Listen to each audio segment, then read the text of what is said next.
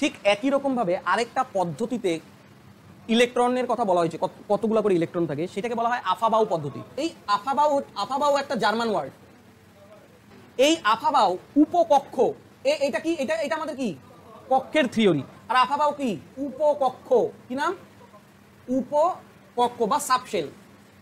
তাহলে আফাবাউ পদ্ধতিতে কি কি বলা হয়, সাবশেল বা উপকক্ষ, বোঝা গেল তো। এই আফাবাউ উপকক্ষপথে নাম দিল এসপিডিএফ। কি নাম দিল, এসপিডিএফ। এটা উপকক্ষ।